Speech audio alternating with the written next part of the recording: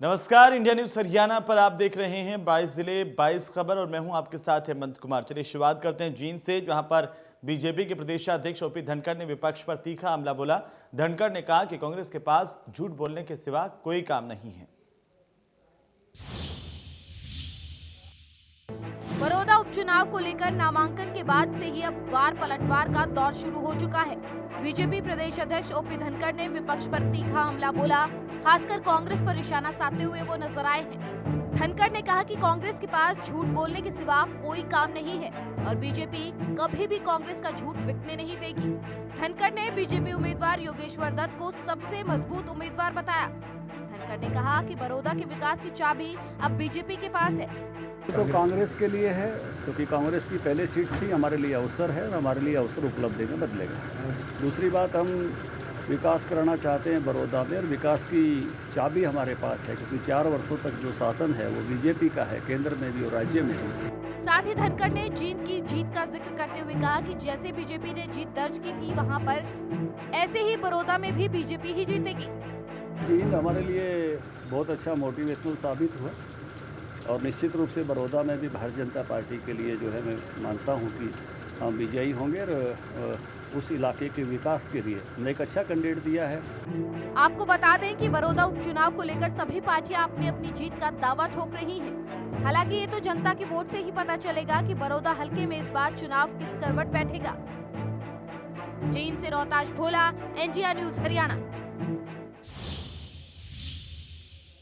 उधर यमुनानगर पहुंचे हरियाणा के स्वास्थ्य एवं गृह मंत्री अनिल विज ने राहुल गांधी और प्रियंका गांधी पर निशाना साधा। वहीं प्रदेश की कानून व्यवस्था को लेकर के भी अपनी प्रतिक्रिया दी है। स्वास्थ्य एवं गृह मंत्री अनिल विज यमुनानगर पहुंचे, जहां उन्होंने अपने दोस्तों से हालचाल जाना। इसके अलावा उन्होंने किसानों के आंदोलन से लेकर शराब माफियों द्वारा चलाई जा रही गैर कानूनी शराब फैक्ट्रियों की धरपकड़ तक, हरियाणा पुलिस के आधुनिकीकरण से लेकर बड़ौदा उपचुनाव तक खुलकर अपनी प्रतिक्रिया दी। अनिल विज ने कहा कि डायल 112 शुरू किया जा रहा है। इसके लिए 5000 एम्प्लॉय लगाए जा रहे हैं। हर थाने में 2-2 गाड़ियां प्रोवाइड कराई जा रही हैं। लगभग 690 के करीब इनोवा खरीद भी ली हैं। कहीं भी क्राइम की सूचना आती है तो फ़ोन करते ही 112 नंबर जैसे आप दबाते हैं तो 15 मिनट में जो शहर का एरिया है और 20 मिनट में ग्रामीण एरिया में पुलिस सहायता के लिए उपलब्ध होगी। 112 नंबर केवल पुलिस ही नहीं, यदि इमरजेंसी में फायर की ज़रूरत है, फायर ब्रिगेड की गाड़ी पहुंच जाएगी। स्वास्थ्य सेवा की ज़रूरत है तो स्वास्थ्य सेवा तक वहां पर पहुंच जाएगी। उन्होंने कहा कि जो यहाँ पर शराब माफिया पैर पसार रहा है, जल्दी इसको जड़ से ख़त्म करने की प्लान बना दी गई है। जितनी भी नकली डिस्टिलरी हैं, जो भी अवैध काम करते हैं, उनको जड़ से सफाया किया जा रहा है।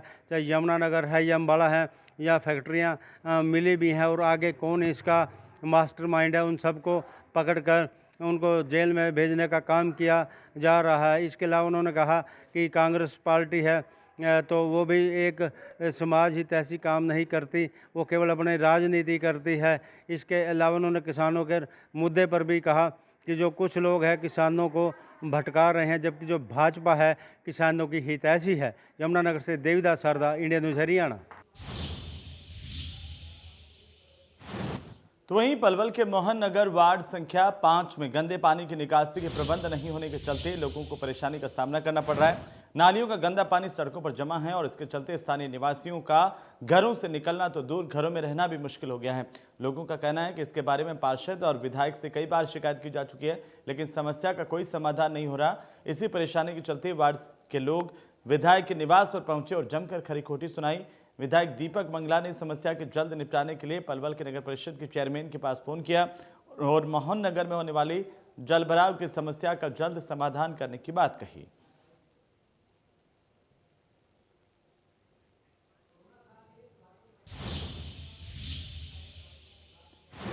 तो वहीं लॉकडाउन के चलते लंबे समय से बंद पड़े अहाते अभी भी नहीं खुल पा रहे हैं। सरकार की तरफ से बढ़ाई गई फीस के विरोध में अहाते संचालकों ने अहाते नहीं खोलने का फैसला किया है। रिपोर्ट। लॉकडाउन के चलते पिछले काफ़ी समय से आहते बंद हैं, लेकिन अभी ये आहते खुलेंगे, ये इस पर पूरी तरह से तस्वीर साफ नहीं हो पाई है।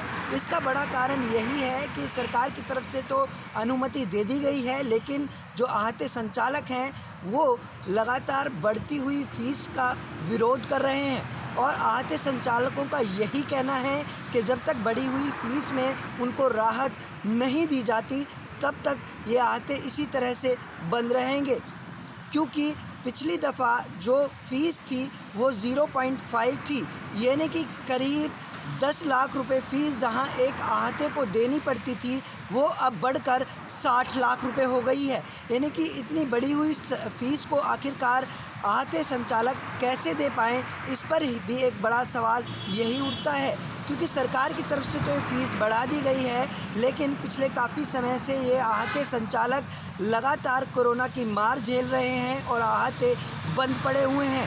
यही नहीं, हज़ारों की संख्या में आहते इंडस्ट्री से लोग जुड़े हुए हैं, चाहे वो किसान हैं, चाहे दूसरे तबके के लोग हैं, क्योंकि एक बड़ी संख्या में गुरुग्राम ही नहीं बल्कि हरियाणा में ये आहते हैं और इसी तरह से ये आहते जब चलते थे तो बड़ी संख्या में लोग इनसे जुड़े हुए थे, लेकिन कोरोना के चलते आहते बंद हैं और इसके बाद अब सरकार की तरफ से जो फ़ीस बढ़ाई गई है उस फ़ीस की भी मार इन आहते संचालकों को झेलनी पड़ रही है।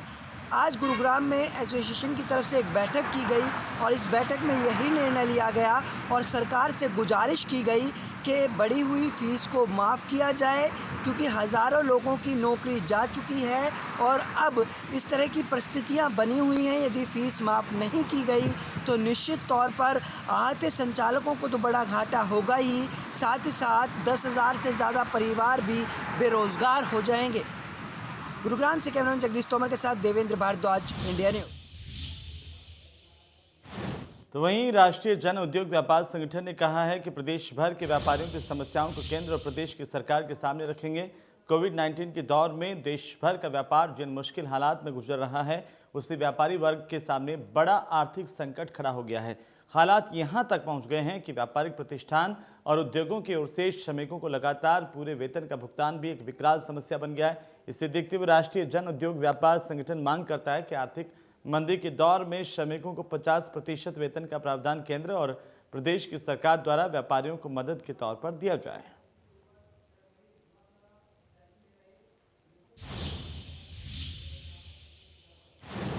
उधर कालांवाली में धान के खेल का खुलासा हुआ है। एसडीएम निर्मल नागर को गुप्त सूचना मिली थी कि कालांवाली के ओढ़ा रोड पर राजस्थान के नंबर का एक ट्रक जो धान भर करके उत्तर प्रदेश या बिहार से आया, मामले में एसडीएम ने एक्शन लिया और पुलिस ने गाड़ी को अपने कब्जे में ले लिया है। ट्रक के संचालक का यह कहना है कि उसने पंजाब में जाना था उसको और हरदोई से वह आया है। बताया जा रहा है कि पूरा चावल पीडीएस का है, जो कि पब्लिक डिस्ट्रीब्यूटर स्कीम के तहत गरीब लोगों को मिलना था।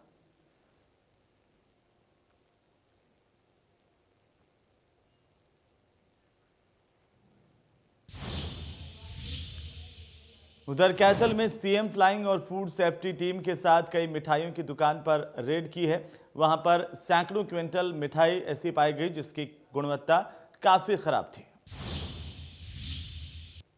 कैथल में सीएम फ्लाइंग द्वारा एक रेड की गई। रेड के दौरान प्योदा रोड पर शिव शक्ति मिष्ठान भंडार पर रेड की गई। सीएम फ्लाइंग को सूचना मिली थी कि प्योदा रोड पर एक गोदाम है, साथ में हलवाई की दुकान है जो कि भारी मात्रा में जो मिल्क पाउडर रखता है और मिल्क पाउडर के साथ जो पनीर और अलग अलग तरह की मिठाइयाँ बनाता है और काफ़ी जो मिठाइयाँ हैं सभी वो मिल्क पाउडर के द्वारा ही बनाता है, जिसकी सूचना एक अज्ञात व्यक्ति द्वारा सूचना मिली थी कि ऐसे एक यहाँ पर एक व्यक्ति है जो कि यहाँ पर काफ़ी मात्रा में अवैध रूप से काम कर रहा है। तो इसकी सूचना पर कैथल सीएम फ्लाइंग के इंस्पेक्टर कंवर सिंह यहाँ पर पहुँचे। उनके साथ कैथल में सीआईडी इंस्पेक्टर भी साथ थे और 12 लोगों की एक टीम बनाकर यहाँ पर रेड की गई। रेड के दौरान काफ़ी मात्रा में यहाँ पर खोआ भी मिला और पनीर भी मिला और उसके साथ साथ काफ़ी मात्रा में रसगुल्ले भी मिले और जो कट्टे थे मिल्क पाउडर के वो भी काफ़ी मात्रा में यहाँ पर बरामद किए गए हैं। जब सीएम फ्लाइंग इंस्पेक्टर से बातचीत की गई तो उन्होंने बताया कि हमने सभी के सैंपल ले लिए हैं, कम से कम 18-20 सैंपलिंग कर ली गई है और 1-2 दिन के अंदर अंदर इनकी जांच की रिपोर्ट आएगी और तभी बता सकेंगे कि ये असली है या नकली। कैथल से कैमरामैन पवन राविस के साथ मनोज मलिक, इंडिया न्यूज़, हरियाणा। तो वहीं फरीदाबाद में क्राइम कंट्रोल करने को लेकर पुलिस कमिश्नर ओपी सिंह ने नई पहल की है। अब थाना प्रभारियों को अपने अपने इलाकों में 5 किलोमीटर पैदल गश्त करनी होगी। रिपोर्ट देखिए। फरीदाबाद के पुलिस कमिश्नर ओपी सिंह ने सभी जिले के थाना प्रभारियों को नया फरमान सुनाया है। नए फरमान के तहत सभी एसएचओ 5 किलोमीटर रोजाना अपने क्षेत्र में पैदल यात्रा करेंगे और इस पैदल यात्रा का मकसद अपने आप को फिट रखने के साथ साथ में जनता के बीच में अच्छे और बुरे लोगों की पहचान करना भी है। बता दें कि लगातार पुलिस कमिश्नर की कोशिश यही है कि जिले में सामाजिक लोगों को आगे बढ़ाया जाए और बुरे तत्व के लोग हैं जो उनको जिला बदर किया जाए। और इसी कड़ी में ये नया फरमान सभी एसएचओ के साथ साथ में जो पुलिसकर्मी हैं उनके लिए एक हिदायत दी गई है। ना केवल वो 5 किलोमीटर पैदल चलेंगे बल्कि उस पैदल चलने के लिए आप मोबाइल में उनके ऐप डालना पड़ेगा। वॉकिंग ऐप का स्क्रीनशॉट खींचकर पुलिस कमिश्नर ओपी सिंह को व्हाट्सएप भी करना पड़ेगा ताकि उन्हें पता चल सके कि कौन एसएचओ कहां और किस लोकेशन में पैदल चलकर आया है।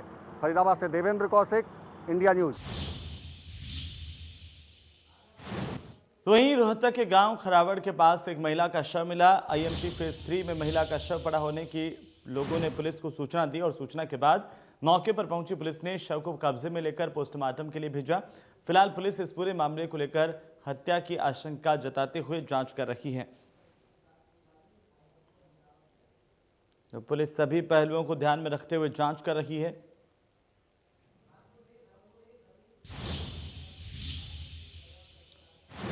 उधर हांसी के सिसाई गांव में सड़क हादसे के दौरान पिता पुत्र की मौत हो गई। हादसे में एक महिला गंभीर रूप से घायल हुई है। बाइक सवार परिवार चौराहा पार कर रहा था और इसी दौरान दूसरी तरफ से आ रहे कैंटर की बाइक से टक्कर हुई। हादसे में बाइक के परखच्चे उड़ गए और बाइक पर सवार सूरजमल और अंकुश की मौके पर ही मौत हो गई। हादसे में सूरजमल की पत्नी राजबाला को चोटें आई हैं, जिससे लोगों ने सिविल अस्पताल पहुंचाया। हादसे के बाद कैंटर चालक गाड़ी समेत मौके से भाग गया, लेकिन कुछ ही दूरी पर कैंटर का टायर फटने से उसे ग्रामीणों ने पकड़ लिया।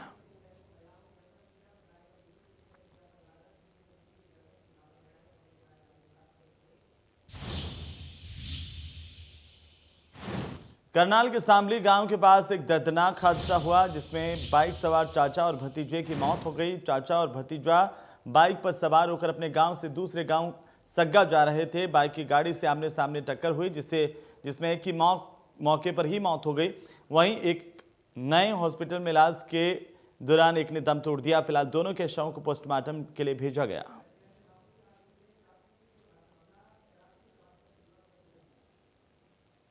आमने सामने टक्कर, ये 2 लोग थे। और जो जिनकी डेथ हुई है कितनी उम्र है इनकी?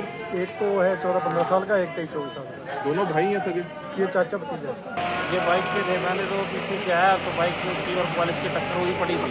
पुलिस गाड़ी की? हाँ, पुलिस गाड़ी थी। और मैं तो जैसे पीछे से आया, बोले आपके गाँव के हैं और एक्सीडेंट हुआ। मैंने कहा किसी के भी उठाओ जल्दी से। ड्राइवर था? ड्राइवर वो गाड़ी वाला साथ में आया था। गाड़ी जो इसका है, जो गाड़ी वाला था वो साथ में आया था। उधर नगीना थाना इलाके में मोहाना गांव के खेतों में काम करने गए एक शख्स का शव मिला है। परिजनों ने हत्या की आशंका जताते हुए 5 लोगों के खिलाफ शिकायत दर्ज करवाई। दरअसल रजा हसन ने पुलिस को शिकायत दी कि उनका बेटा खालिद अपने खेत में काम करने के लिए गया था। खेत पर काम करते समय उनको अपने ट्यूबवेल के आसपास कुछ लोग दिखाई दिए। खालिद अपने बड़े भाई को कह करके गया कि मैं ट्यूबवेल की तरफ जाकर देखता हूँ। उसके बाद खालिद वापस नहीं लौटा। कुछ घंटे के बाद किसी व्यक्ति ने कीचड़ में शव पड़ा हुआ देखा। इसकी सूचना गांव में की। वहीं मामले की सूचना मिलने पर मौके पर पहुंची पुलिस ने शव को कब्जे में लिया और पोस्टमार्टम के लिए भिजवाया।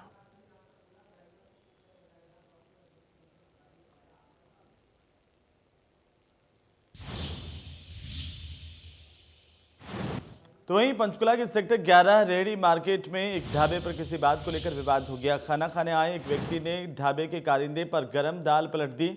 विवाद इस कदर बढ़ा कि मामला थाने तक पहुंच गया। शिकायतकर्ता ने बताया कि खाना पहुंचाने एक व्यक्ति ने किसी बात को लेकर ढाबे के कारिंदे पर गर्म दाल पलट दी और उसे धमकी दी।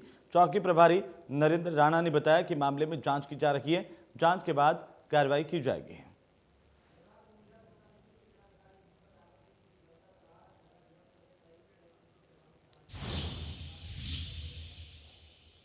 उधर झज्जर के कोरोना के 7 नए केस इलाके से सामने आए हैं। 19 मरीजों को डिस्चार्ज किया गया।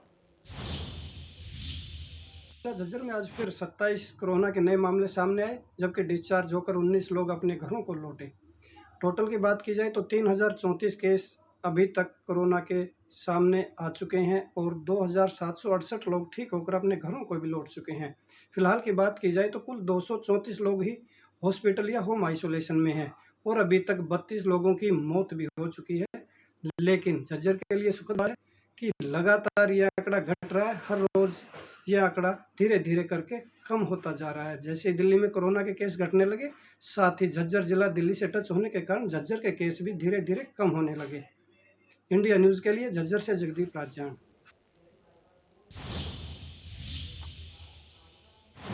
चलिए इसी के साथ ही 22 जिले 22 खबरों में फिलहाल इतना ही। नमस्कार।